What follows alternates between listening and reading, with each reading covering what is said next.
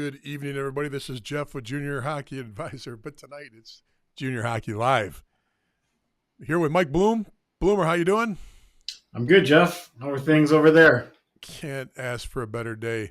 Nothing better than having a May day, 37 degrees and drizzle rain for the last 3 days. It doesn't get better than this. It doesn't get better. Got 61 degrees and sunny here today, so. Wow, that's pretty good. Feels like spring. Listen, Junior Hockey Live. What are we gonna do tonight? We got a lot of stuff to do. We got to talk about the BCHL and its moves. We got to talk about the USHL Draft. We got to talk about the USHL playoffs, the NAHL playoffs. What am I missing? Anything else? I'm sure there's other things, but that's pretty good to get an episode in. And it's been a while since we've had one, so we're coming in with a ton of info today. Is your mic on, Mike? Is your mic on, Mike? Maybe is. A little closer because it's not showing up. We're not getting much from you here. Interesting. Before we start getting a couple of our regulars complaining about it, you not having a voice on the show, we better get you sounding right. So, okay, let's see if that works. Sound better now? Oh, does it sound great now? Crystal clear. Crystal clear and ready to go. Awesome. Well, okay, let's. What do you want to start with? What do you think? Well, first of all, you got a question, you got a comment, throw it on. Try to get it on to us early. The earlier you get it on, the more we can talk about it. Love to hear from you. Love to hear your thoughts on some of the things we're talking about tonight. So, please join us. Tell us where you're from, who you are, and we'd love to have you on. Besides, it gives me somebody else to talk to besides Bloomer. And that's always fun. All right, let's start with the biggest news, I think. I think the biggest news is the BCHL news. It's not the blockbuster news that, there's other people that are online like this is going to be the game changer, the whole world. And some of you know who I'm talking about. There's a fake news in the hockey world out there that this was going to be the blockbuster move that's going to change junior hockey forever. And don't commit to a team because this is going to change everything. Well, I don't know. Let's get into it. BCHL. What I wanted to do first is I wanted to run the BCHL piece if I can find it, and I think I've got it here. Let me get it up here. If I can find it, I will run it for you guys and let you guys be the judge of this.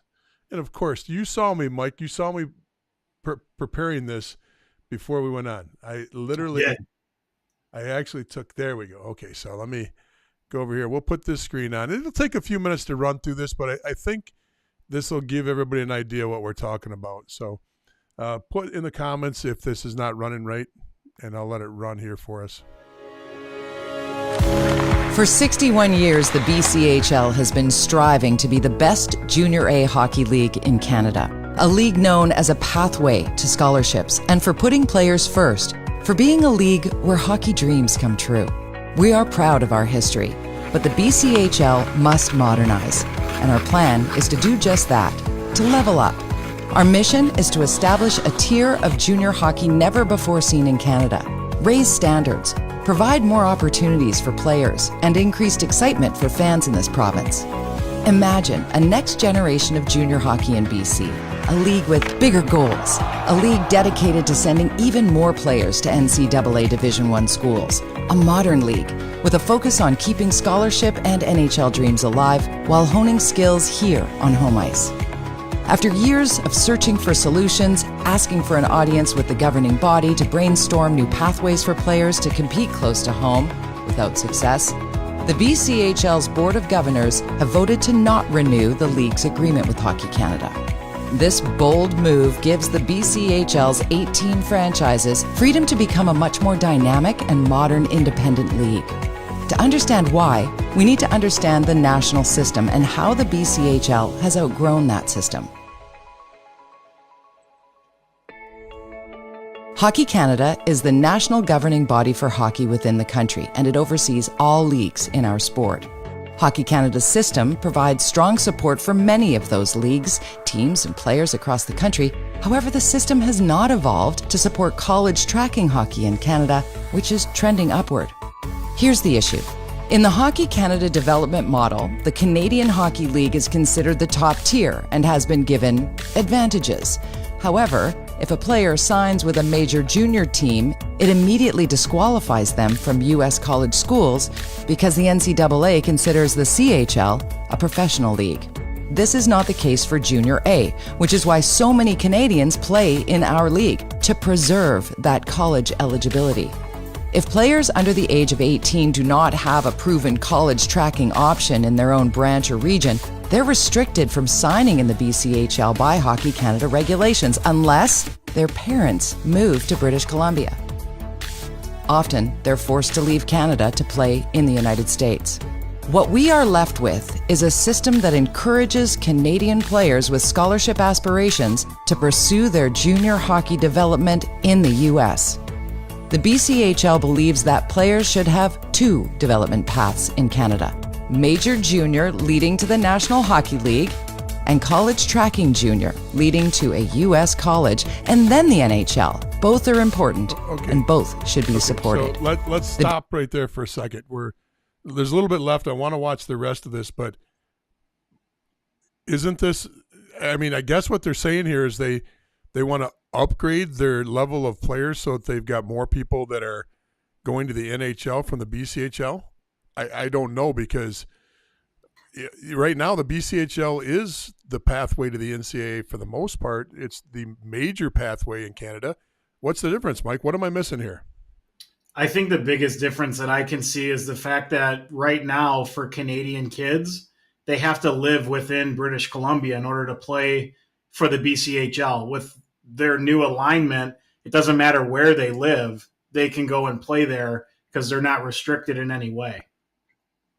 Okay, so right now, if we look at the BCHL, which it should come up here in a second, and while I'm doing this, what I wanted to do is I just want to grab a team and grab a roster. Let's grab, let's go down here. Whoops, sorry. Let's go down here. I'll grab it. I'll grab the Clippers here. And so if I'm looking at their roster right now, they've got one. Well, look, what they do is they get these duels, which don't count as transfers. So even though they live in PA and this one lives in Las Vegas, they're still dual citizens. But everybody else is a BC except for the Americans. They're all from, well, except for here. That's a Quebec kid,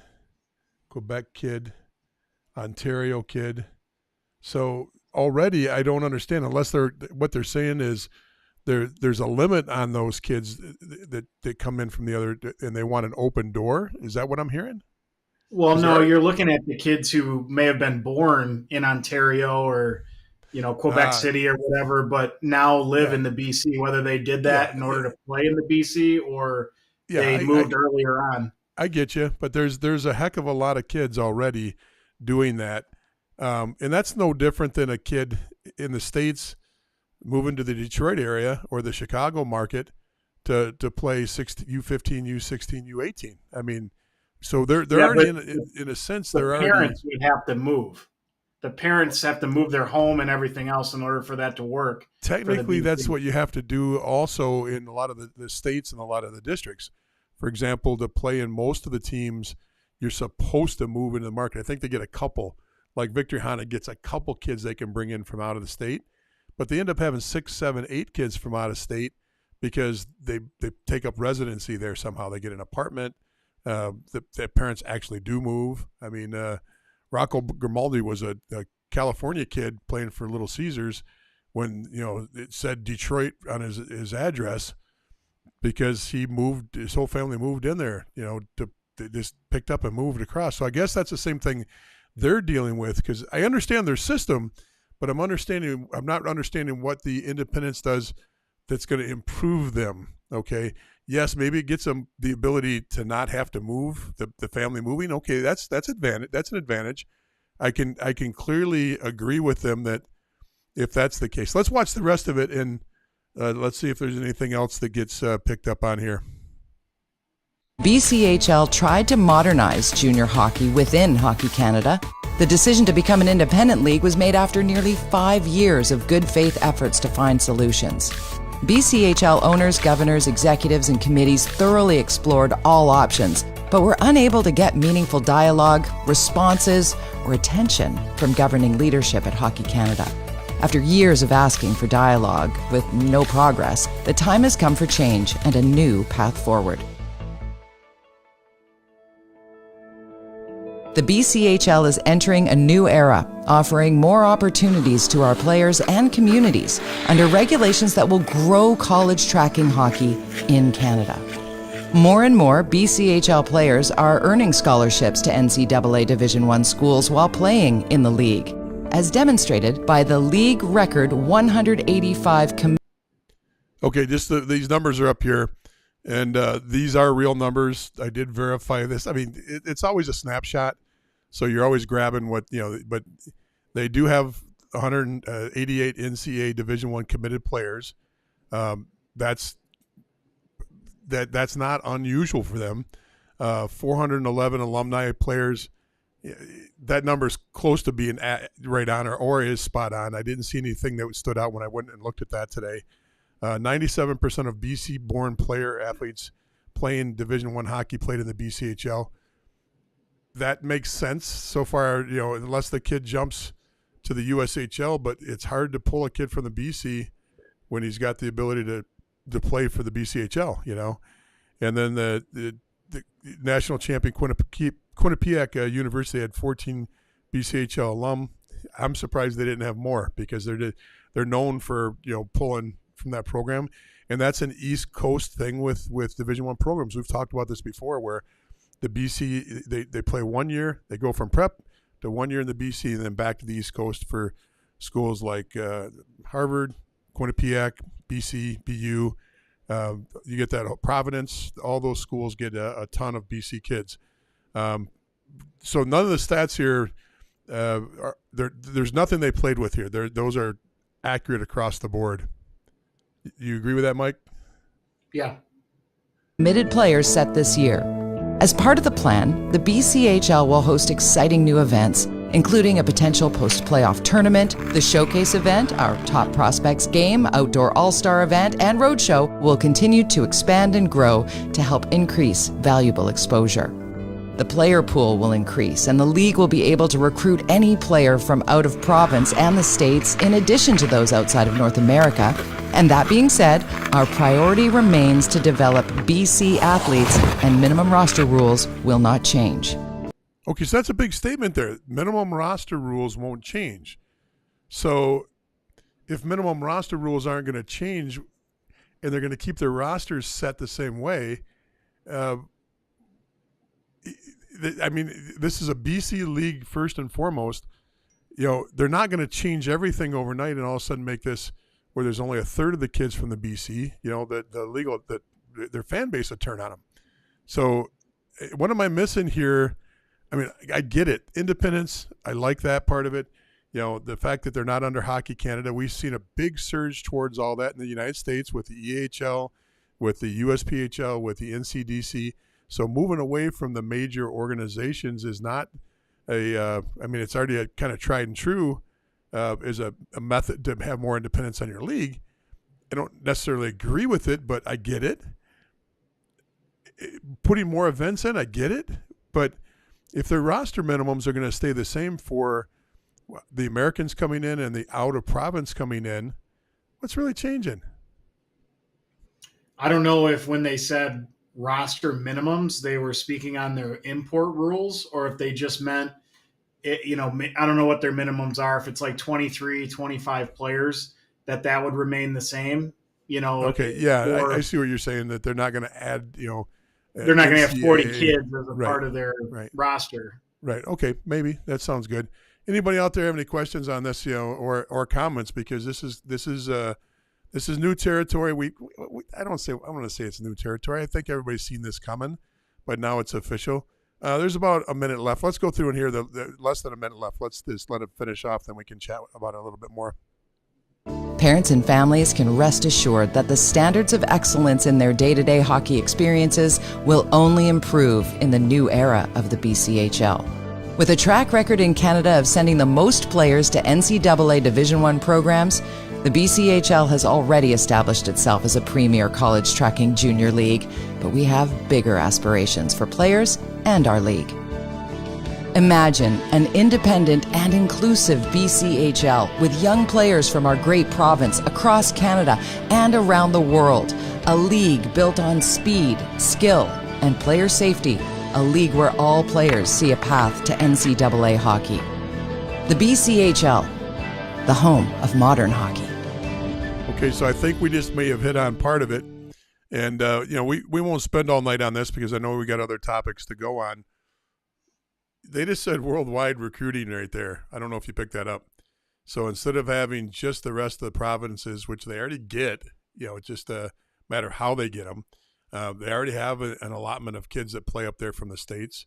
Now, if they open this up to the kids from out, from the European markets, that changes things. That does change things, and it'll be interesting to see where that affects things most. Is that because the BCHL would now be competing with the USHL, does the USHL take a hit, or do the European teams take a hit, or is it equal distribution of everybody taking a hit because the pie is getting sliced with the BCHL taking a piece too? So that'll be interesting. Yeah, because I think some of the better players, let's say from Ontario, in many cases, if they want to go the NCAA route, they come into the USHL. This is like creating a different pathway. So if those kids didn't want to completely uproot, their family to have to move there and establish residency and, do all that stuff, all those hoops that you're going to have to jump through in order to play there, they just go to the USHL and they bill it somewhere, and it's just a cleaner process. I think this is them trying to compete with the USHL. Well, it most certainly is exactly that. So I don't think from an American perspective, just purely looking at it from an American hockey player first, I don't think this changes much for an American hockey player. We already got an allotment of players up there. Unless they change the minimums and allow more Americans up to play there, I don't foresee much of a change at all. In fact, what I could see is if the European market opens up and there's 3, 4, 5 players from Europe that are allowed on the rosters now too, is a separate category, or does it fall under imports? Usually what they do is they have a separate category for U.S. and then imports on most junior leagues. That's, they kind of break it down separately. Now, if they do this, I mean, it could actually cost, some American players some opportunities, which would press them back into the USHL or the North American Hockey League.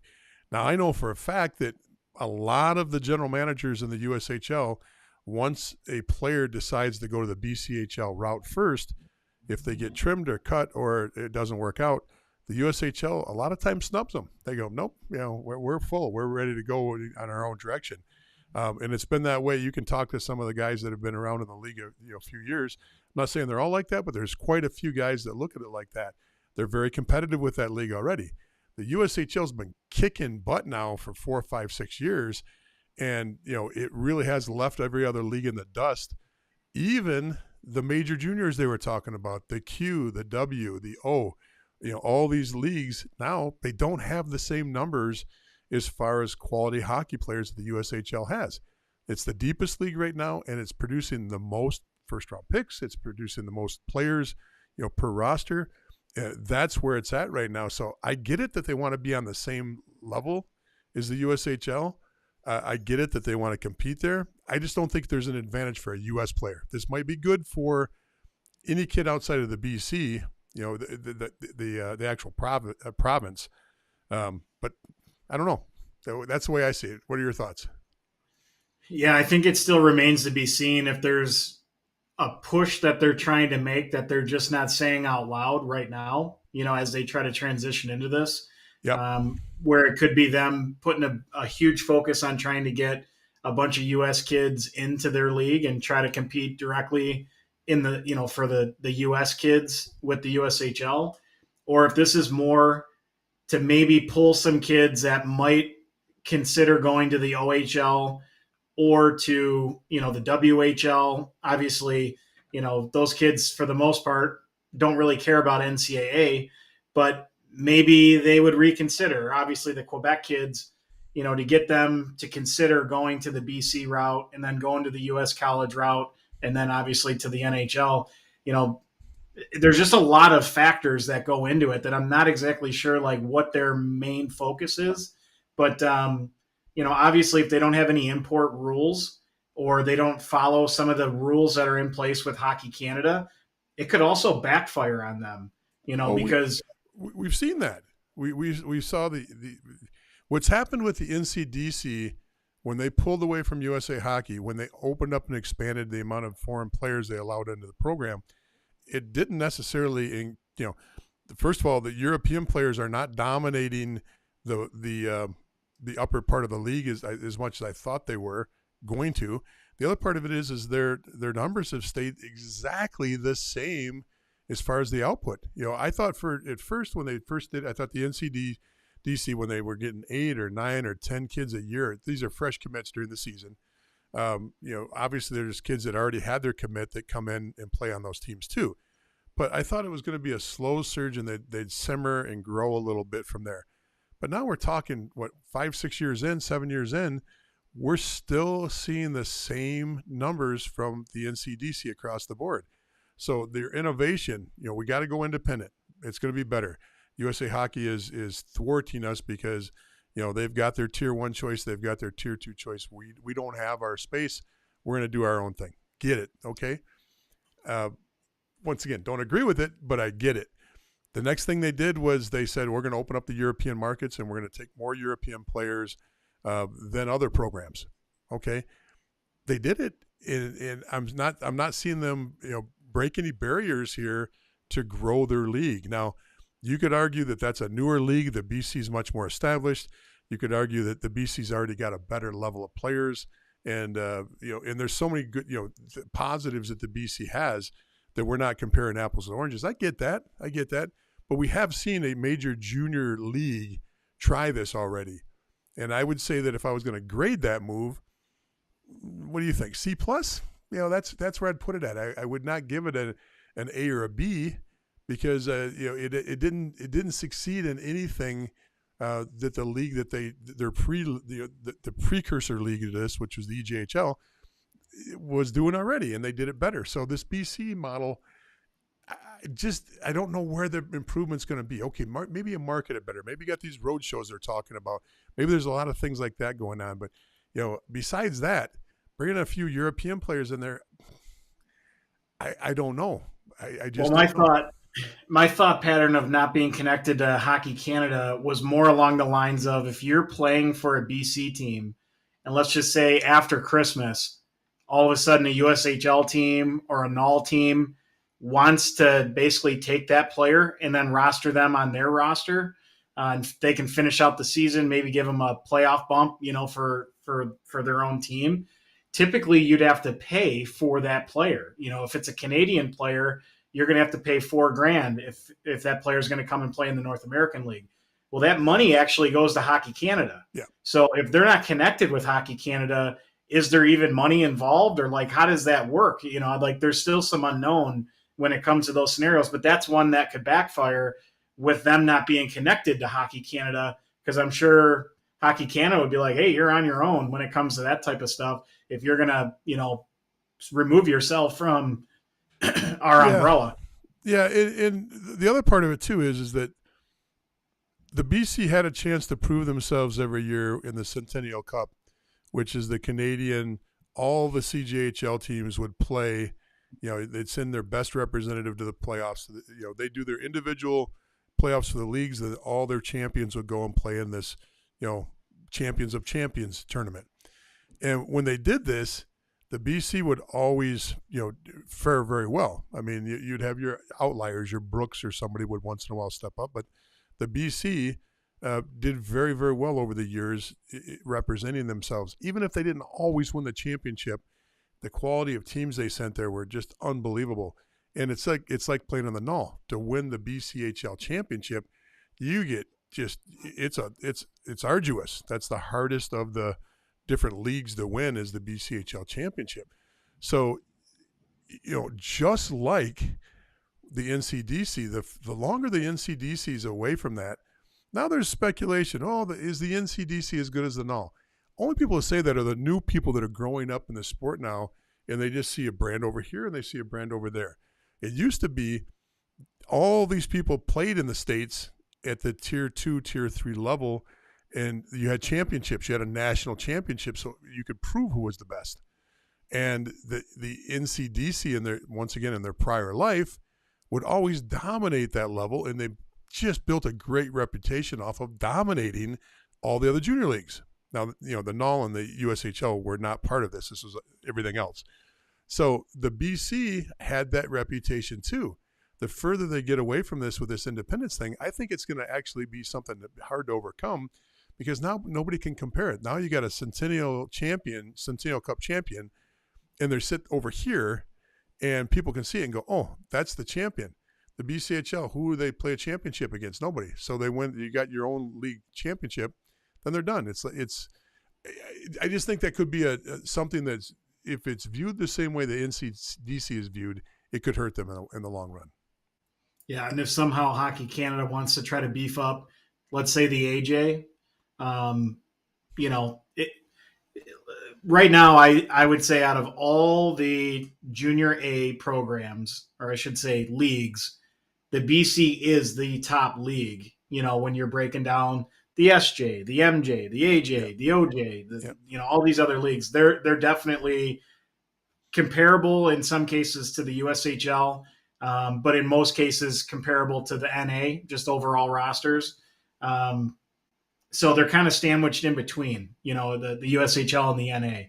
So them breaking away, if all goes right, it could be a good thing for them, and I think that's their plan. If things break the other way, or you get Hockey Canada focused in on crushing them, it could definitely break in the wrong way. Yeah, in the States, that got quelled. There were some lawsuits in Minnesota that kind of put to bed early. Some precedence was set, and this is probably going back at least 10, 12 years. A player wanted to play AAU, and he wanted to be still eligible for USA Hockey. And USA Hockey blackballed anybody that was not in the USA Hockey system. Blackballed them all. Especially Minnesota. They lost a lawsuit. It kind of opened up the door, and this is right before the system changed over to the cross ice and the new model of just cross ice for your younger players.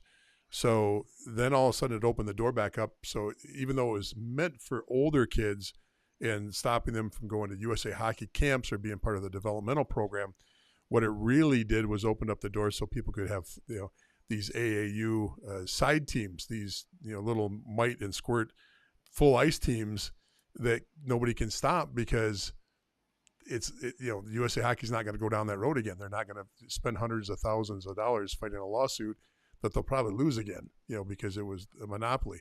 So, when we look at this whole thing and we look at where they're at right now with this model, I think that this is going to be interesting, but what I don't know is what's the next step. Is the next step to expand more into Washington State, into California, because that's the fertile ground right now. That's the area that really doesn't have enough. We've talked about this before. There's not enough junior exposure to that Northwest market, and even into Southern Cal. We could argue even that you get into Nevada, there's no representation. I mean, you got these Western teams, there's some of the USPHL, lower level teams, premier teams, and elite. But I'm talking about the big boys. Is that the move? We'll find out. It'd be interesting, won't it? We got a lot to talk about. I want to get a couple comments. Go ahead. Sorry. I was just going to say, I did see a rumor, and I don't know how true it is or what, that the NA was trying to purchase the BC League. Interesting. I don't know that. I don't know. Would that be a good move? I have no idea. The NA's got a lot of teams already. That would add instantly a bunch more Yep. But I don't know how they would work that. I don't even know if it's true, but I did read it online, so it's got to be true, right? Oh my goodness, that'd be close to a 50-team league. Wow. They'd be in Blaine every weekend. But I tell you what, maybe they do that with the intent. If they did that, I would do it with the intent that the league has got to go back down to 45 after you make the merger. You take the synergy of both leagues and then you try to weed out the fat. So maybe if they got with the BC included, that would be an unbelievable league, and it would solve a lot of problems with players feeling they got to. There is this stigma for 50% of the prep players that are committed. 50% of the prep players committed go to the BC. Okay, that's a high number, and that's a provable stat. You can look it up on EP yourself if you want. Not you, Mike, but anybody that's listening. So that'd be interesting. Okay, we got things that I want to jump on here and make sure. So Miles asked the question, not overly relevant to the topic, but is it a bad choice for an 06 goalie to play with a great BCHL team as a practice goalie for one season? What are your thoughts, Mike? So you got one of the better teams in the BC says, hey, look, we like you. Remember next year the graduating class is 03s. That'll be your last year in juniors. So you got a kid that's got 04, 05, and 06. He's got 3 years of eligibility if he goes up and just plays as a practice player. What are your thoughts on that?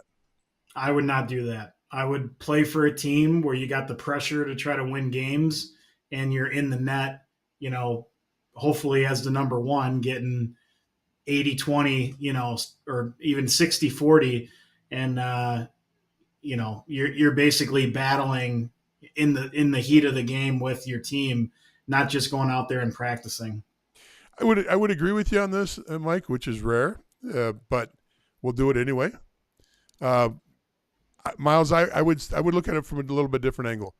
Many times when you got a young player and they look at an opportunity to play in the BC, the USHL, the NAHL, NCDC, all these teams that are out there that carry 3 goalies, one gets most of the time. Maybe it's a 50-50 with 1-2. Third is non-existent. And you think, oh boy, if I just hang in there, maybe I'll get my shot this year. I can tell you right now, an 06 playing in the BCHL, going from practice goalie to starter or going to even to a large contributing number 2 position would be extremely rare. And I think that's the delusion that most people you have to fight is thinking, okay, that's my foot in the door and this is going to expand. By the end of the year, we can prove ourselves, and the family looks at it that way. If you're not looking at it that way, maybe it's not a bad opportunity. And it also depends, what are your options? Are your options a good, solid program to play in where, like Mike's saying, you can get games? I mean, if I was living in the middle of, New Brunswick and this opportunity came up, maybe it's a little different for me where I'd jump on it. Free ice, free training, free billeting, all those things. If that's true, maybe. But if you're not in New Brunswick or you're not in the middle of Arkansas where there is no place to play, probably playing youth hockey and building up from there where you get a really competitive league you're playing in is a much stronger process. So thanks for the question, Miles. Other comments are coming in, but none are related to what we're chatting about right now. So we'll keep rolling on to the next topic. The next topic, let's talk about the NAHL. Let's talk about where they're at. Let's talk about their just unbelievable Robertson Cup that's going on right now. I'm thrilled to death that it's been exciting as a fan. Disappointed, you and I, because of our attachment to one team, but boy, we talked about it when we're one team. We try to stay unbiased, but our little bias, a little pull once in a while is Lone Star Brahmas. We're both involved with the program. We knew going into this series it was going to be a tough series. We knew going into this it was probably going to go 4 or 5 games. We knew it was going to be as tight as possible, and we knew it was going to be exciting. Did we get everything that we expected out of this series, except for our personal outcome we wanted? Yeah, I mean, aside from which team is advancing, although you did pick the winner of it, but I think it was even tighter than we expected. the fact that how many overtimes did we end up going in, counting 6. having 4 overtimes in the first game? 6 I mean, overtimes total. that's incredible. So I think out of the 5 games, was it 3 out of the 5 went to overtime? Yeah, and the other games were a 2-0 win by Lone Star and a 1-0 clinching game by Shreveport. I mean, we're not talking – none of these games – it was exactly what we thought these two teams were going to bring to the table, and they did.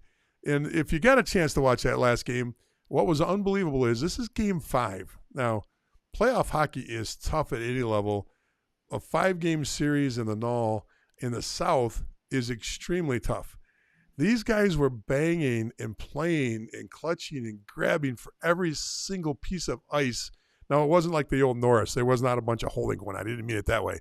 But they were fighting for every inch of ice. And you thought that game 5 was like a game 1. And the energy level, just the feel in the arena, it was unbelievable. I really, really enjoyed the series. Yeah, the thing that was so different compared to some of the other series we watched or even the USHL is there was absolutely no room on the ice because both teams kept such a close gap to their opponent that anytime somebody had the puck, you had a guy defending you in your face and you had a back checking or support player on your back. And it didn't matter if you moved the puck quickly enough because just the way that they were competing and how hard they were tracking pucks, there was like no space out there. So, 1 or 2 goals that you got in a game, you might have only had 5 opportunities in the whole game to even score. So to get 2 out of 5 that's something, what I mean? So It's just as a coach and as a player, that would be very difficult to play in with just how tightly checked, how structured it was. There was just no space. So both teams deserve a lot of credit for just how disciplined they were in that. So, Mike, I'm going to have you pull up the NAHL. Everything's going slow on my end. So just so we can talk about it. First of all, let's talk about the different divisions and what matchups we've got. Who's the series and what moves on now. Yeah. So while you're trying to pull that up, just real quick, our predictions. So of all the different matchups that have happened so far, can you guess what your record was? It doesn't matter. I called the biggest one, the one that was the hardest to call. I should get 4 bonus wins for calling that series right. You're stalling. What was your record? It was 5-3. 5-3. My record 7-1. Okay, I'll let you have that. Okay, because what did I tell you right after we got off the air last week?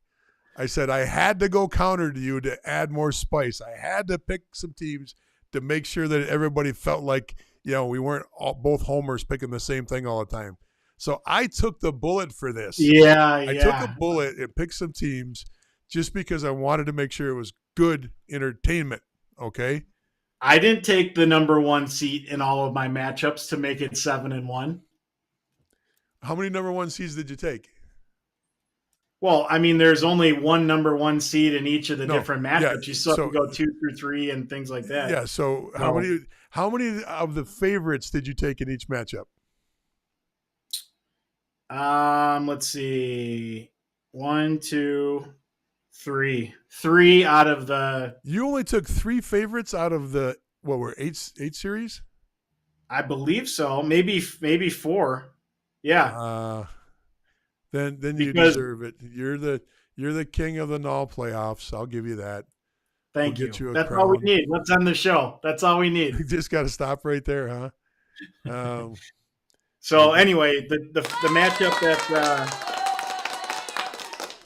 yeah, we can be cheesy. Yeah, so obviously Austin made it through.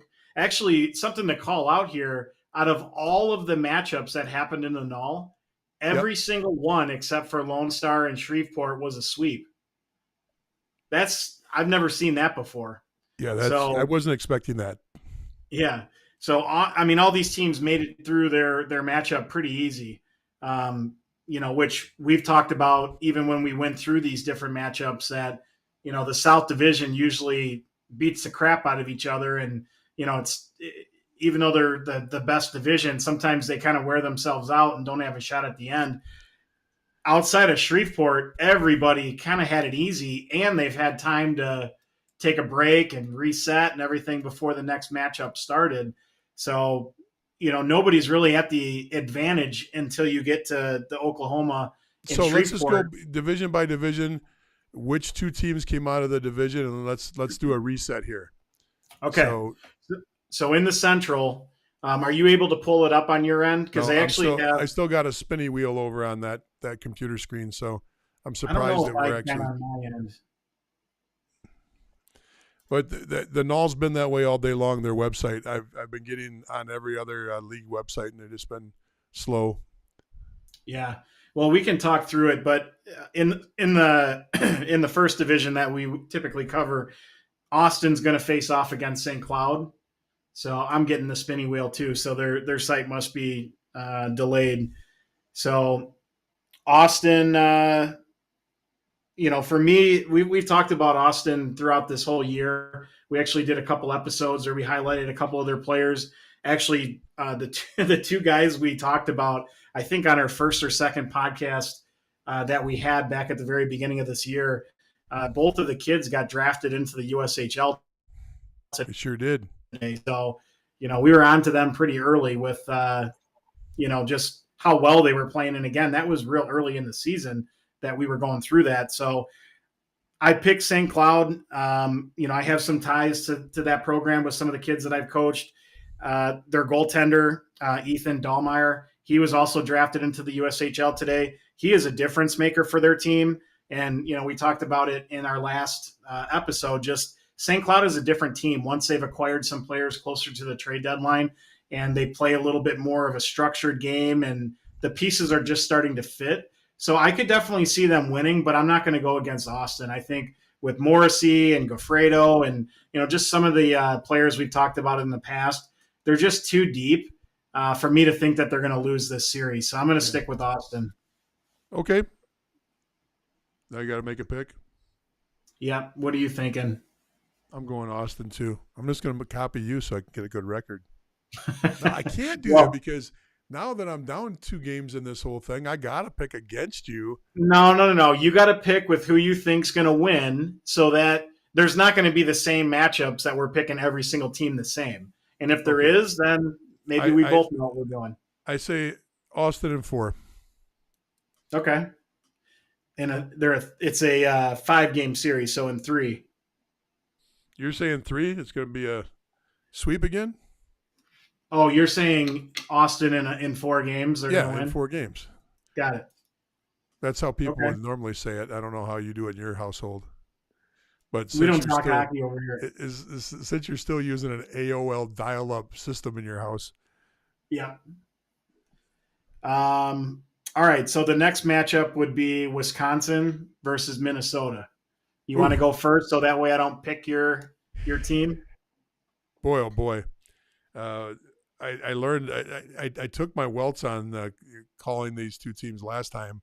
I watched a couple of the games this last series from both teams. Well, I watched one from one side, 1 Minnesota game and 2 Wisconsin games.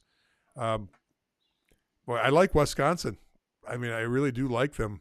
I'm going to pick Wisconsin, and I'm going to say Wisconsin in 5.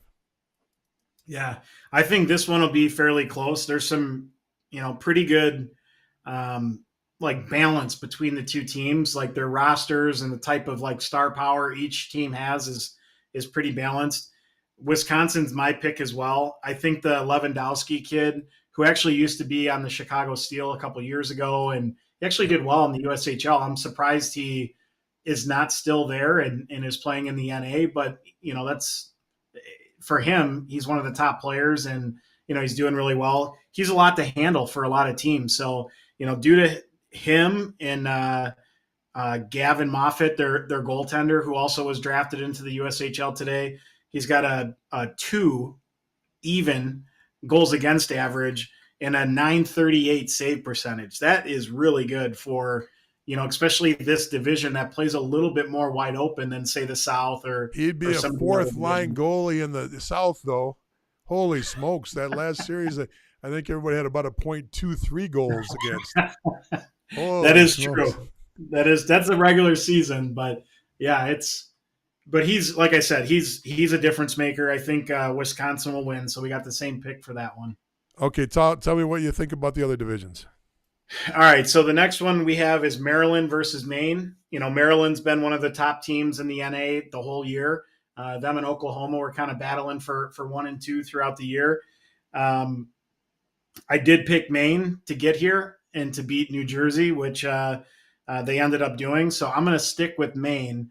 And the reason why is not because of any individual player, their goaltending, but as a collective team, they're very solid. When you look at their plus minuses, I think we went through this the last time, very little minuses on their team. I think there was one kid total on their roster. They're very good 5-on-5. They play with structure. They're just difficult to play against. And because of that, I think they're going to go through Maryland. Yeah, so Favorite. Yeah, Maine's an interesting program. 3 years ago they made a run, made it to the Final Four. They made it to Blaine. They got beaten by Shreveport in the series. I think 2-0. I can't remember if they won. I don't think they won a game. Then they kind of fell off the table a little bit again. Now they're back in the run, and they're showing something there. Coaching staff hasn't changed. I think I should say it's the same people, different roles. The head coach now is he was an assistant coach back then, or associate head coach. What I like about this team is what you just said. They've got a level of professionalism and a level of detail of the way they play. I really like that. However, on the other side of the coin, I'm gonna say that Maine may outcoach themselves in this series with Maryland. Maryland might stay looser in this. I'm going with Maryland, but I'm saying it's a 5-game series. Yeah. It's hard to go against Maryland, in all honesty. They have way more firepower. They're faster, more skilled, but like I said, I'm sticking with the collective team of Maryland and making it through. All right. And the last matchup here in the Dirty South, you got Oklahoma versus Shreveport. Oof. What say you? Well, first of all, it's kind of like being in the Big Ten. You might not be a Michigan fan, but once Michigan wipes everybody else out, you cheer for them when they go to the national game or the bowl game. Or if Illinois wins in basketball, you might not like Illinois, but they're the Big Ten representative. Shreveport is the team that knocked us out.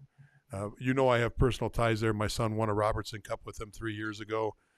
I know the staff well down there. Boy, I just hope it's not a burnout factor. But Shreveport right now, great goaltending. They're getting a little bit of everybody. What I liked about them in the series is they played a little bit loose. They kept the game. They were intense, but they were still trying to open it up when they could. It's hard to do against Lone Star. Lone Star does not allow teams, a lot of opportunities, but they still found a way to get a couple 2-on-1s a game. They still found a way to get some odd man rushes, and once in a while they'd bust a guy out. They just seem to have a little bit more of a loose attitude for that level of play that I think might help them against Oklahoma. Oklahoma, on paper, probably is a better team than Shreveport. On paper, in my opinion, they're a better team. You got a good coaching staff, but you got a guy that's got you got a program that's got several Robertson Cups.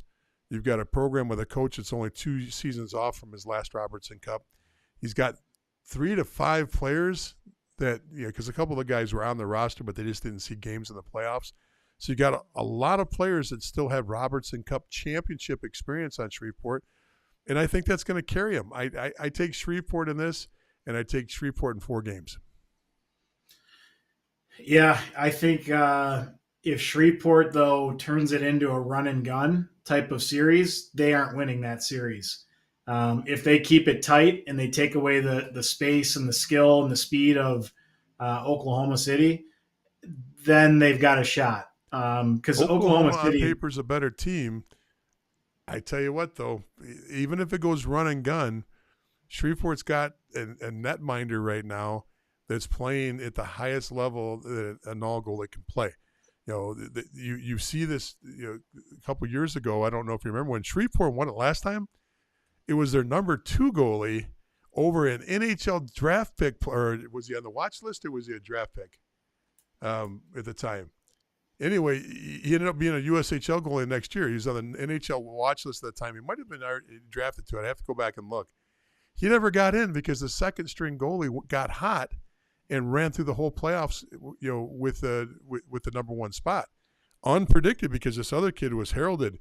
This was a kid that when at the beginning of the season in Blaine, when Shreveport played the evening games, it was a packed house to watch the kid play because all the NHL people came in, all the other Division I programs were in. Everybody was watching this kid play because he was so good. And I think they got the same kind of goaltending right now. They got a guy playing on the top of his game. And if that's the case, I'll give it to him even if it goes run and gun. I think that he can stand on his head and go old school 1987 Grant Fuhr kind of hockey. Yeah, that's right. That's where I disagree. So I think if they keep it to a 2-1, a 3-2 type situation, I think Shreveport can win. But if they're going to have to try to score more than 3 goals in a game, they're not winning that series. They just don't have the firepower to compete with that. So based on them having a really difficult series against Lone Star, and the fact that's that the Oklahoma Achilles heel. City, Yep, that's the Achilles heel. they're well rested. Shreveport might not have enough in the tank to keep up with the speed and some of the higher level players that Oklahoma City has. Yep. And I think that's what's going to be the difference in the series. And if it's not, it's because they keep it really tight. There's no space. Buechler stands on his head like he is very capable of doing and probably will do. That's the only way OKC's not moving on.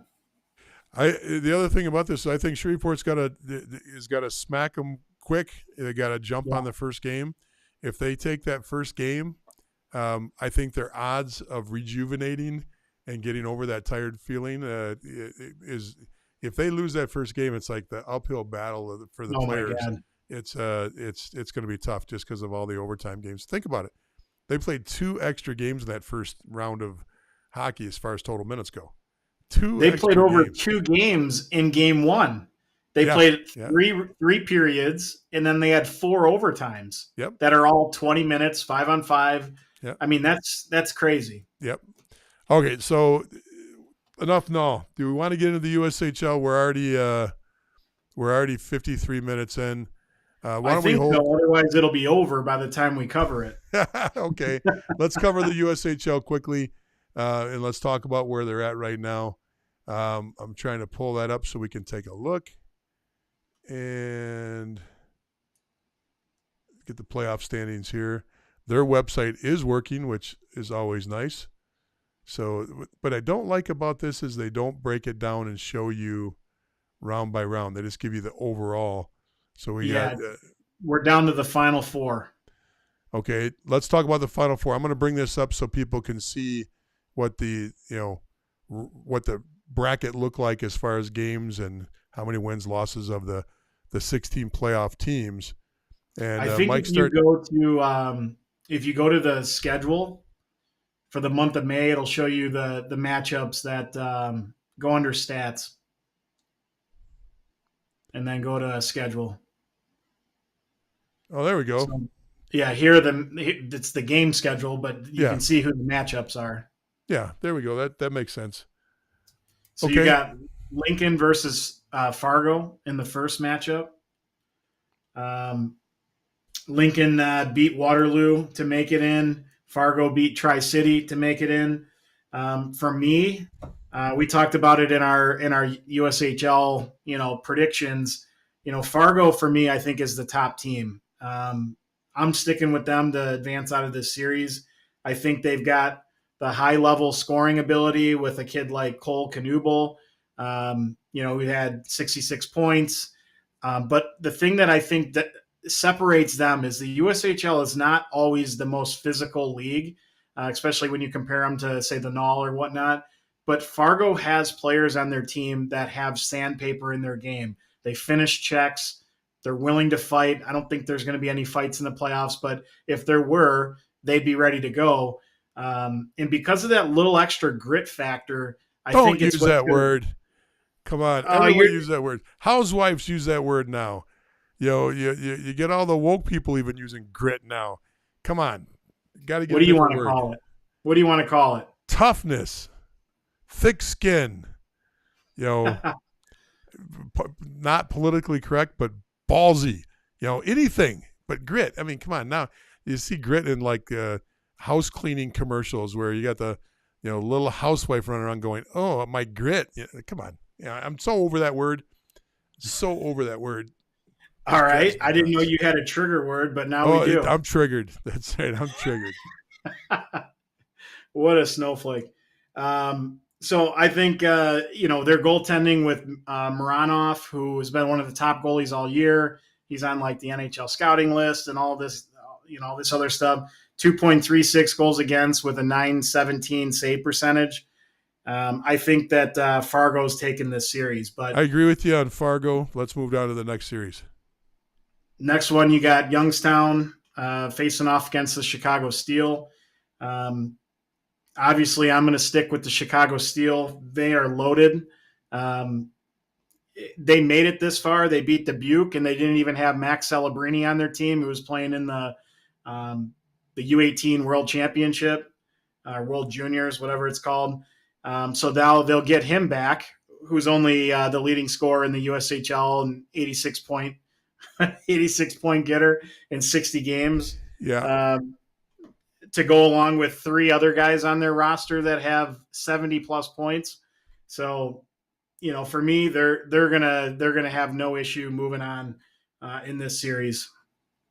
So I agree with you. You look at the two teams on the top, though. I shouldn't say I agree with you. I hear what you're saying. That's a real respectable pick. I think that Youngstown is the up and comer. They're the sleeper. This is a team that was on the basement. If we just go back and look at last year, and let's go back to 21-22, and middle of the road. You go back the year before that, 19-20. I know I'm jumping around a little bit here, but where are they at? Where are they at? There they are, down at the bottom. Not quite at the bottom, but this is a team that's been kind of for a few years now. And I think they got energy there. The coaching staff has got energy. We know the general manager, he's got energy. They've got a different feel there. They're bringing in a different style of player.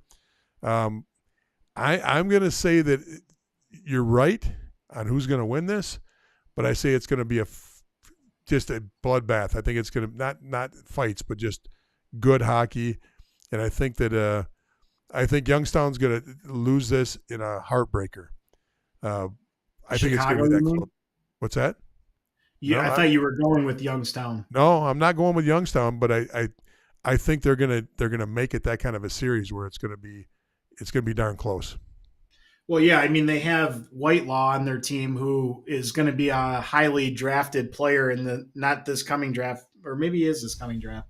Either way, he's a potential first rounder in either this year or next year. He's really good. Their goaltender, Jacob Fowler, another, one of the top goalies in the league. When you get to the Final Four, all these teams are really good. They've got really good players, but the top end talent that the Steel have, I mean, it's unbelievable. The only way the Steel lose, and this is what I said when we did our preview show, was if Youngstown is able to play with more grit than Chicago. Okay, the show's over. That's it. Let's call it a night. Grit. All right, pick your other team from the other division, and we'll wrap it up on that. That's it. We're down to the Final Four. I know. Did we do both sides? We did do both sides. I'm sorry. We did. The last thing we had was the USHL draft was today for phase 2 and yesterday for phase 1. We'll talk about phase 1 and phase 2 next week. Really, I had it on the background all week long, or all 2 days long. I didn't really see anything that jumped out of me that's out of the norm. There wasn't like any unusual. People will always ask, why is a kid coming out of the National Training and Development Program getting drafted so high by the USHL? There's a lot of reasons. And a lot of it's strategy when you start talking about the players that are that good at playing at that level. Think about it. Let's take an example, because this will be fun to talk about real quick. Let me pull up the USHL draft, and we'll take a look at one thing, just because it could be fun to look at this. Well, I did track a couple trends that I was looking at, because we always get asked a lot of questions about, which league is better and, different things like that when they start comparing league to league. And I stopped following this maybe in the 5th, or I can't remember where I cut it off, but 5th or 6th round. I mean, I think the draft is still going on. The thing takes forever. But in the 5th or 6th round, how many players do you think came from the North American League, the BC, the AJ, the MJ, the NCDC? Like, if you were to rank all of those different teams or all those different leagues, who would you think had the most kids drafted? The NAHL. Yep. Am I right? Yeah, the NAHL had, again, I don't know where I stopped. Maybe the 5th or 6th round. People can go back and check it. Maybe if you take the time to watch some of the videos I put together, that wouldn't have been a surprise to you. The NAHL's the biggest. It's not a surprise to me. How many times you get asked the question on the side column that says, "What's better, the NCDC or the NAHL? What's better, the BC League or the NAHL?" Yeah, it's overwhelming. You got 45-50% of the league comes from the NAHL. The players move from there, and there's a lot of movement back and forth there. Not a lot is keep it in perspective. It's not like the USHL sends 10 guys down to the NAHL and pulls 10 other guys up from the NAHL. But there is a two-way street there, and there's also a lot of players that are drafted from that league, much more than anywhere else. But if you go through the first 5 to 6 rounds, 17 guys from the NAHL, 0 from the NCDC, 7 from the BC League, 3 from the AJ, 3 from the MJ, and 1 from the SJ. Yep. Now you're preaching to the choir there. I fully agree with you. Let's take a look at Beckett Hendrickson. He was the 3rd overall pick. I'm going to go over here and see if the draft board has already got him up on the USHL draft up. I did not check Elite Prospects, but if Elite Prospects has got the phase 2 draft up, it'll make life much easier for us to look at all this. And they do. So let's go down and grab Beckett Hendrickson. Beckett plays on the National Development Program, and he was drafted by Sioux Falls. And there's a few players in there like that. Now, what I want to do is just look at his overall stats for the year. He's a 16-point guy in half their games. Overall, 52 games, 34 points. So on that team, if we look at that team, 34 points on this team put you at, where is he at on here? Why doesn't it Beckett Hendrickson? He's top 10. Where's he at? For his team, he's number 9. Which one did you pull up? Oh, you pulled up okay, I was on the second one down. So there he is. He's number 9. That's exactly the type of kid that might stick around for another year. Why? If he sticks around for another year, guess who goes away? Will Smith goes away. Gabe Pearl goes away. He's not competing against those guys. He's a year older. He's got all that National Training and Development Program experience on the belt. Sticks around in the league for one more year. It might open up the door for him to get a better look for his ability to move on to the NHL. This is a chess match here and strategy. What any team that's doing the drafting is looking over here, and he's ranked 64, but look at all the names that he's competing against on his own team. he's got 5 or 6 guys ahead of him on his own team that are higher than him. So even though he's 64, maybe he moves up to 40, maybe he moves up to 30, maybe he moves up to the top 20 if he sticks around for another year. So I think this is a move that you do when you're trying to separate yourself. You know, he's considered a second or third liner right now. Okay. He goes and plays one more year. He's going to be a first line player. He's going to get first line experience. He's going to get that first line points total. So I think he goes from, if he stays and does do this and he goes with that draft, I think he goes from a 30-point guy to a 50-point guy to a 60-point guy, just off the fact that he's going to be much more mature, older, and will be able to play and actually shine a little bit more than being on a team just full of draft picks already. You know, you might play with 2 or 3 draft picks if you go on another team. You're not playing against 8 or 10 or 12 like you do with the National Development Program. Do we need to even discuss it anymore? Did I just hit it out of the park with that? Well, I kind of look at it a little bit differently. Of course you do. I don't think he's leaving the program. He can't return to the program. Fully understand that, but he could go and play. You know, he's going to the University of Minnesota, and Exactly. if they don't have a scholarship ready for him, and they think he needs another year, or they're backed up a little bit, that could be the practical answer too. However, if you got a guy that's a top 60 or right around the top 60, you know, projected NHL draft player, and you know, you say, hey, look, we don't have a spot for you this year, and we know you're coming out of the National Development Program. Do you think that really is going to go very well with whoever's advising him, his advisor, which is an agent, which is a powerful agency? I'm not sure who he's dealing with because it doesn't list his agent on here, but that conversation isn't going to fly. If he wants to play, you know, Division I college hockey next year, you know damn well he's got an opportunity to play anywhere he wants to, because you know of what program he's coming out of and how successful he's been. He's a great hockey player. I'm just using him as an example of why some of these kids might, you know, decide to separate themselves. Instead of going in as a freshman, he might even be looking at that Minnesota roster. Maybe it's his decision that he goes, man, there's, you know, it's a top-heavy, talented team, because that Minnesota team does return a lot of talent. Maybe he says, hey, look, if I go one more year, I come in bigger and stronger, and I'm the man quicker if I just wait one more year here. And why waste a year of eligibility if you're going to be, you know, a situation where you're not the man? You know, that I'm just giving you one option that it could be. You know, that's been a very, very controversial topic with these guys in the past. Why are you using that draft pick? Well, I think that your USHL teams that draft these top national development players, that's what they're hoping, that these kids want to separate themselves from the rest of the guys.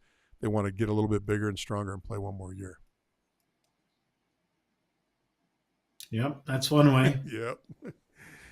Okay. At least my way was a little bit more enticing than, yeah, there's no room. That doesn't make for good live streaming.